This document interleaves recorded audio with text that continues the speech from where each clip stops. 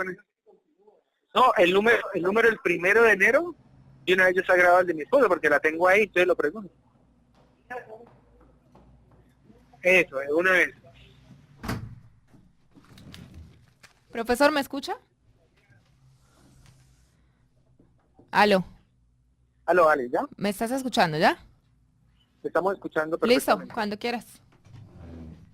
Ven, precioso, si quieres, hazte para este lado, para... Aquí, mi amor. ¿Cómo es tu nombre y apellido?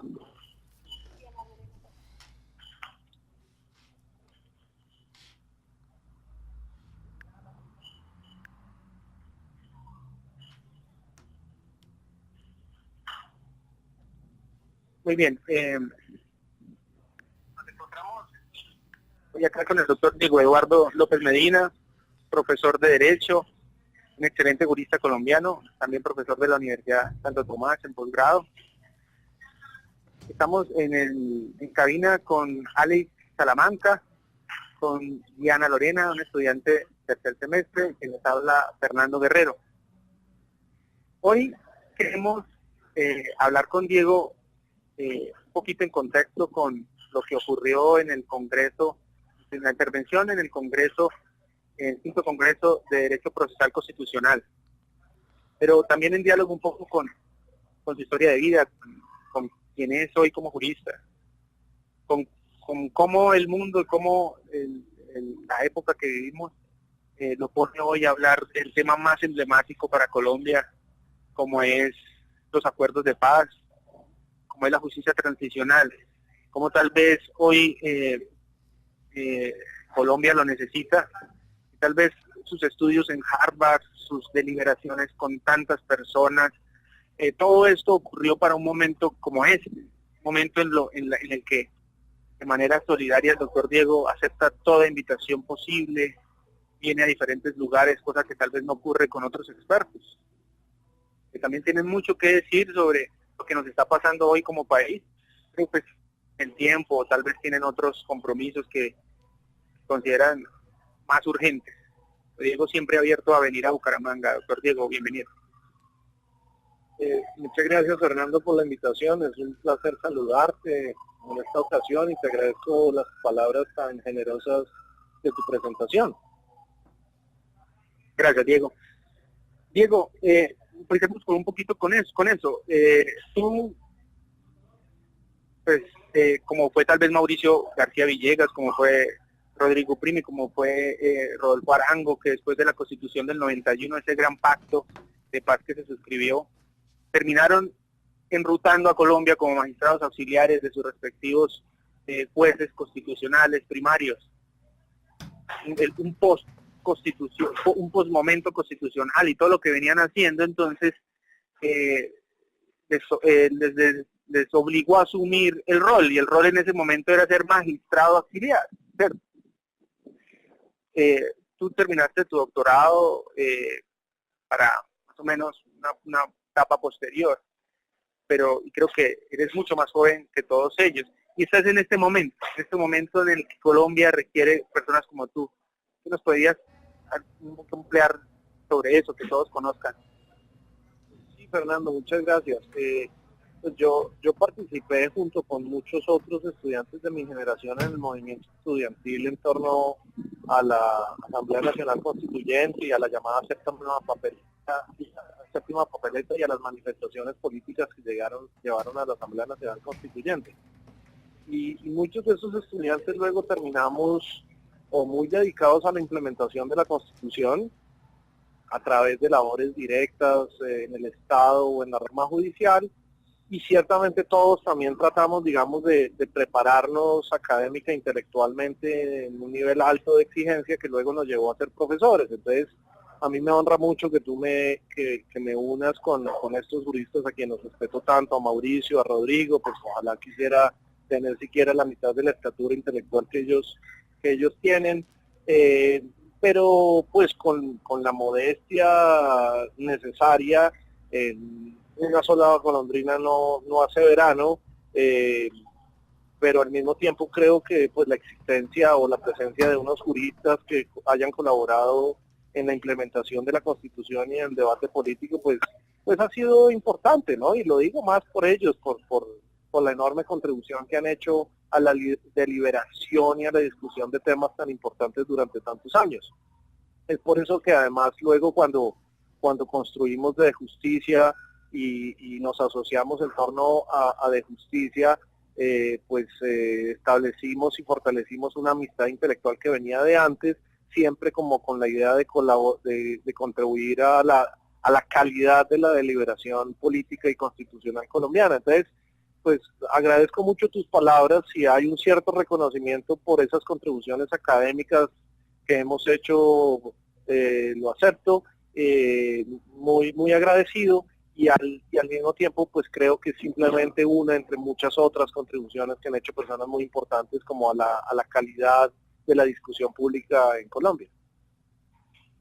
No solo un reconocimiento, Diego, sino simplemente decirte que dos cosas. Primero, esperamos mucho de personas como tú para lo que estamos viviendo en este momento. Y segundo, decirte que sí, o sea, también es un reconocimiento en cuanto a que tú siempre de manera permanente estás como hablando, diciendo, oiga, esto no es un trabajo de unos pocos, todos podemos, estudiantes, ciudadanos, todos dejando como siempre una motivación especial a donde vas para que esto se vincule cada vez más gente. Diana.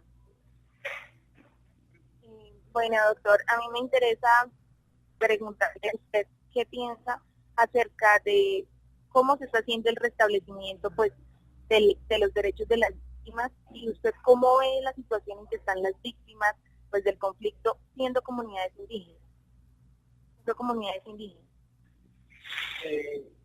Gracias, Diana, por tu pregunta. Pues estamos en una negociación de paz que desde el comienzo dijo que el centro, el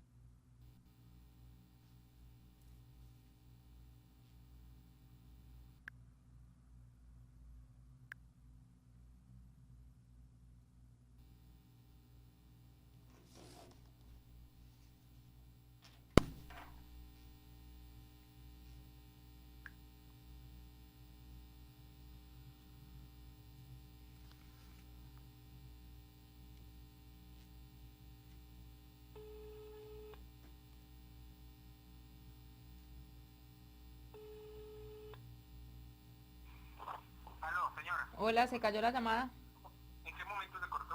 No, después de que ella le preguntó, él empezaba a hablar y pum, se cortó. Ah, ok, perfecto.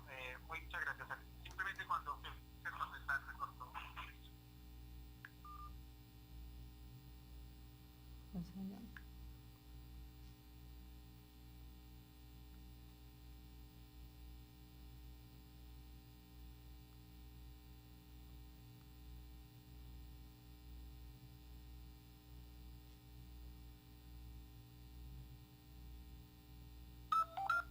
Aló. No sé si es que hay mala señal allá. Aló, Ale. Aló, no sé si es que hay mala señal Te allá. voy a pasar Voy a porque volverte a conectar. Si está cortado o no, ¿listo? Listo. Voy a contestar. Ok.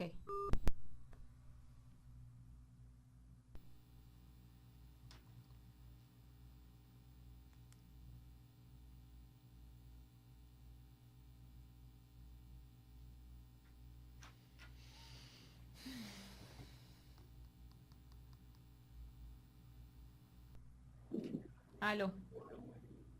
Aló. Aló, ¿me escuchas?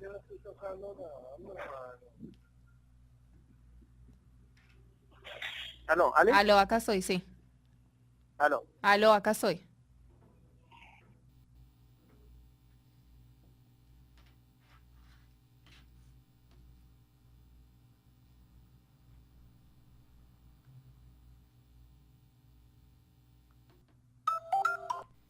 Aló, ¿me escuchas?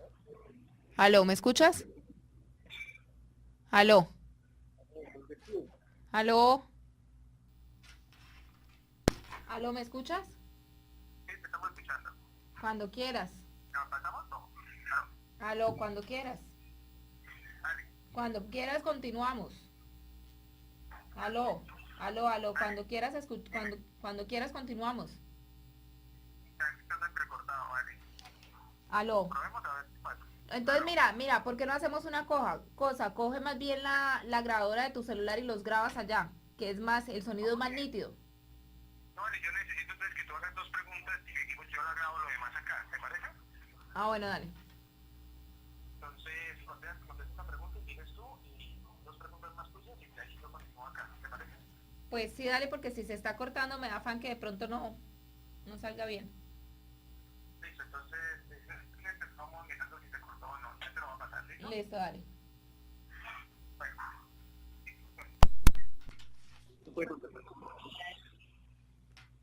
Aló. Aló, ¿me escuchas? Bueno, sí, Listo. sigo.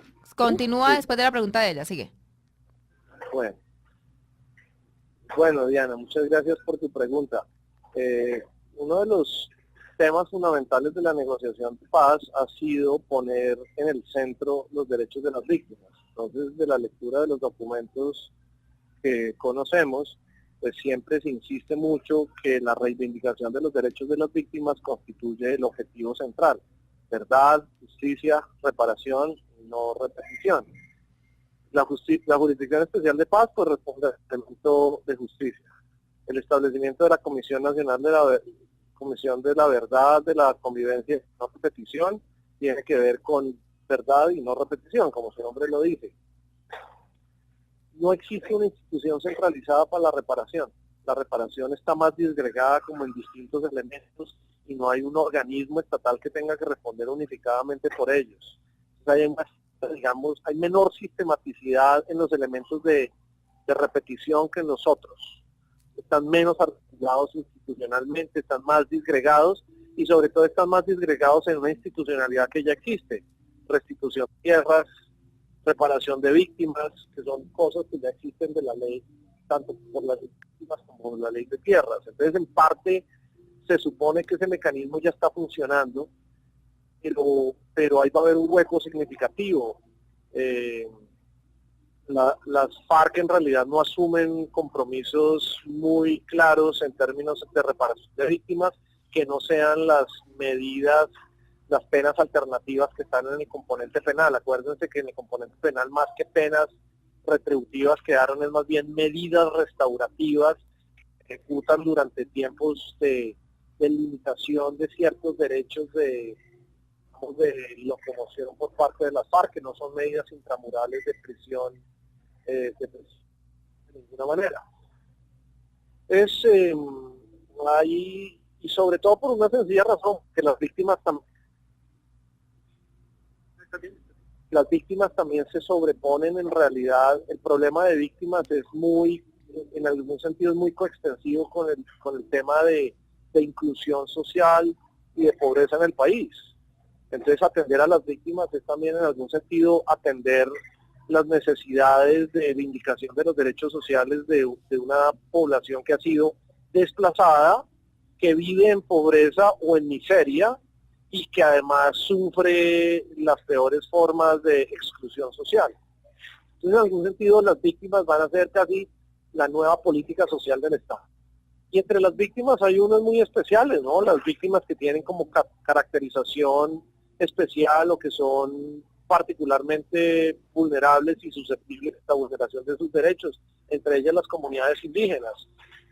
Acuérdate que las relaciones entre FARC y comunidades indígenas son muy tensas en el país, que a las comunidades indígenas no les gusta que se definan programas sociales por vía de una negociación con las FARC, porque con muchas de esas comunidades ha habido enemistades históricas.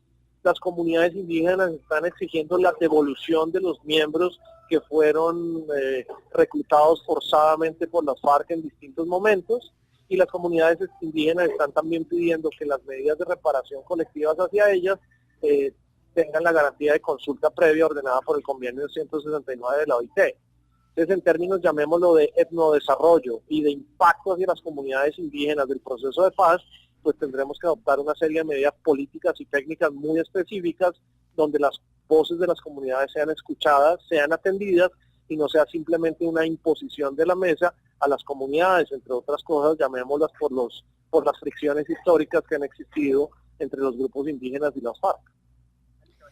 ¿Y qué pasa ahora entonces con las víctimas que son prácticamente del gobierno nacional? Porque les hacen la restitución de tierras a una persona que dice ser víctima o afectada porque le quitaron sus tierras, pero muchas las compraron prácticamente o honestamente o no sé, delictivamente, pero ¿qué va a pasar entonces con ellas? O sea, ¿salen y para afuera? Pues, digamos, la, el diseño de la ley de tierras es relativamente sencillo. El diseño de la ley de tierras es tratar de restituir las tierras a las personas que fueron desplazadas por el conflicto y defender los derechos de los terceros de buena fe. Ese es el diseño. Pasar de eso a la realidad, todas por cuestiones probatorias o históricas, pues ya se vuelve mucho más difícil. Es muy difícil saber quién fue desplazado y tenía justo título y, digamos, acceso legítimo a la tierra, y es muy difícil saber quién era tercero de buena fe. Entonces, pues obviamente vamos a entrar en una discusión que ya se está dando en el país, donde mucha gente se está quejando de que hay restituciones respecto de tierras que fueron legítimamente adquiridas o que no se están protegiendo adecuadamente los terceros de buena fe.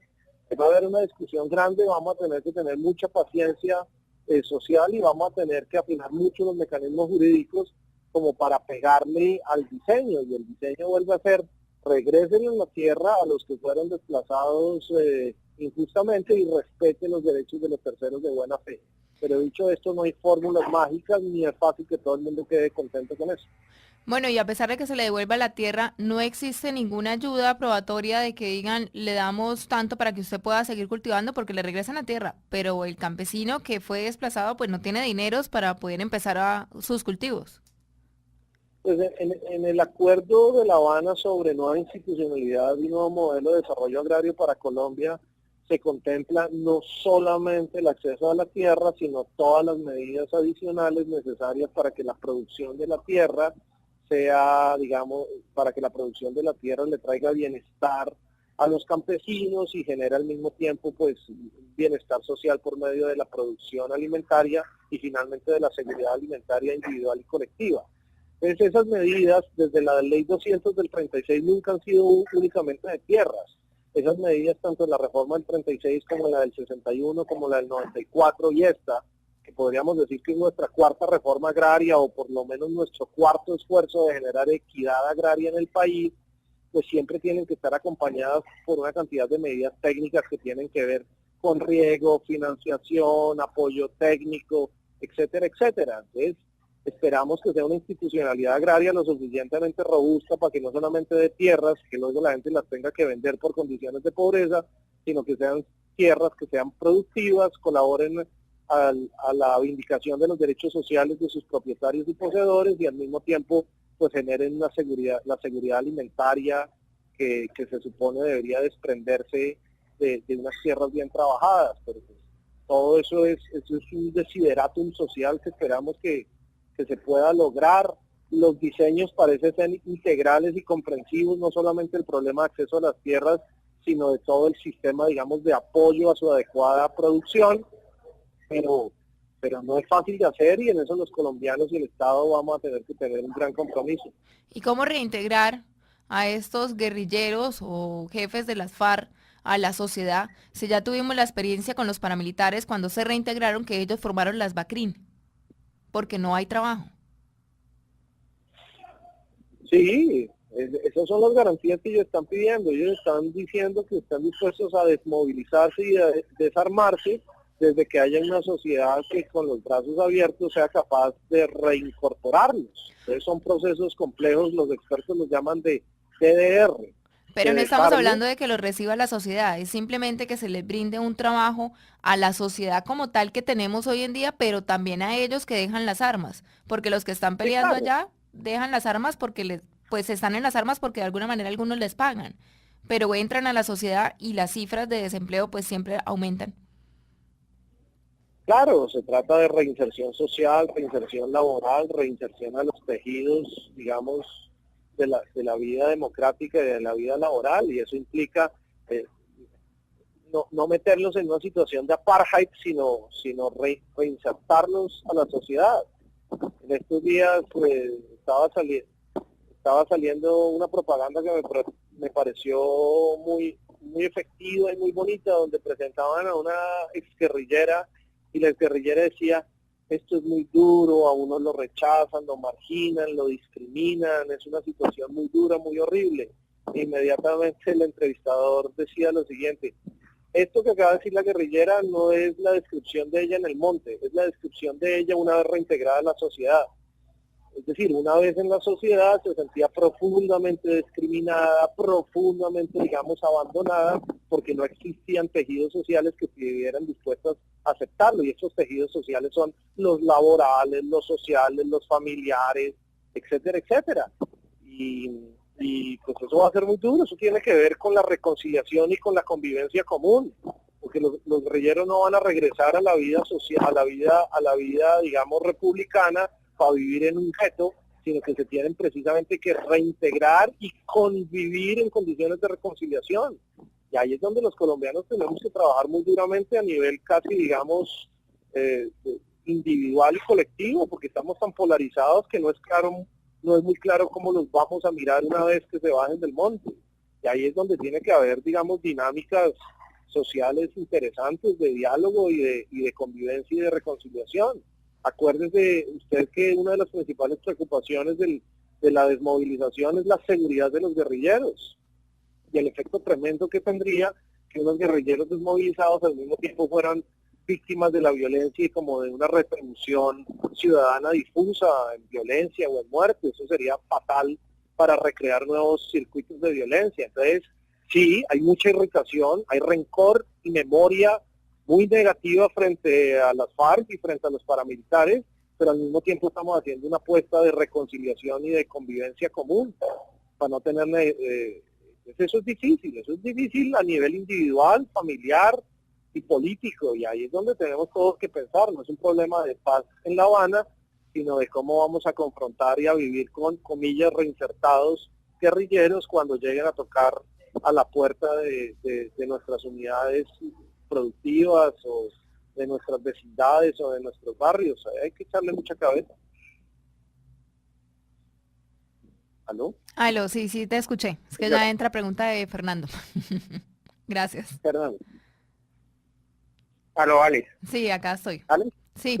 Yo quisiera de pronto terminar esta historia de vida del doctor Diego narrada en el sentido de qué estoy haciendo yo, considero yo, y que sigo y seguiré haciendo yo, y aquí estoy yo, ¿no? Y eso me parece que es decir, en historia presente, cuál es mi historia de vida.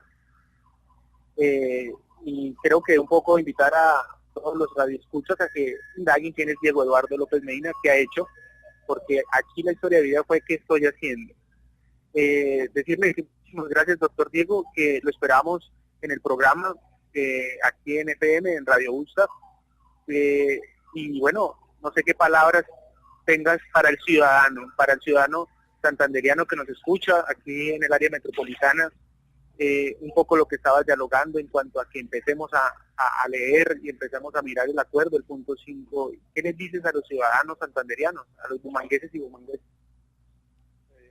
Gracias, Fernando. Pues yo diría que ahora, después de la negociación, arranca un proceso muy importante de participación política, donde todos ya tenemos que sentarnos en la mesa de negociaciones, leer lo acordado y empezar a tomar posiciones y con claridad, con amplitud de corazón, con amplitud de miras. La oposición y las críticas son bienvenidas, somos una democracia, tenemos que sopesar, digamos, los distintos caminos que tenemos para acabar el conflicto, y ojalá pues tengamos la suficiente serenidad de alma y de espíritu para tomar decisiones. Son decisiones que se toman con sentimientos de rencor y dolor significativos, hay que elaborarlos, tenerlos presentes y al mismo tiempo tener una capacidad, digamos, de pensar en cuáles son las mejores medidas hacia el futuro en el país y tomarlas como una sociedad responsable y deliberante. Desde aquí en adelante sigue un trabajo, yo creo que la verdadera mesa de negociación sigue de aquí en adelante, y es que los colombianos entendamos qué está pasando, si son acontecimientos que nos parecen adecuados para darle una salida al conflicto armado interno y tener una discusión social muy profunda que debe de durar unos meses largos de buena actividad y no simplemente con propaganda o con eslogans políticos o por afiliación política, sino con una deliberación. Eso sería, digamos, la mejor forma de demostrar que la calidad de nuestra democracia va mejorando, que ya no está basada simplemente en afiliaciones políticas, sino que es capaz de deliberar abiertamente sobre temas complejos, donde además estamos arrastrando una historia de violencia de muchos años. Ese sería mi mensaje. Muchas gracias por la invitación al programa, gracias por las palabras generosas, amables y exageradas, pues, pero que agradezco mucho y espero que podamos conversar en una próxima ocasión. Muchas gracias, Diego. Te invitaremos a nuestra sección con nuestros juristas, ya no en la sección de historia personal, sino ya un poco para que ellos también puedan compartir contigo. Espero que nos aceptes la invitación y podamos recibir de tu parte una aceptación a la llamada cuando te estemos marcando. Muchas gracias, Diego. Muy bien, Fernando, mil gracias y un saludo a todos. Listo, vale, muchísimas gracias. Listo, Fernando. Nos vemos entonces. Un abracito. Bueno, pues igual. Gracias. Chaitos.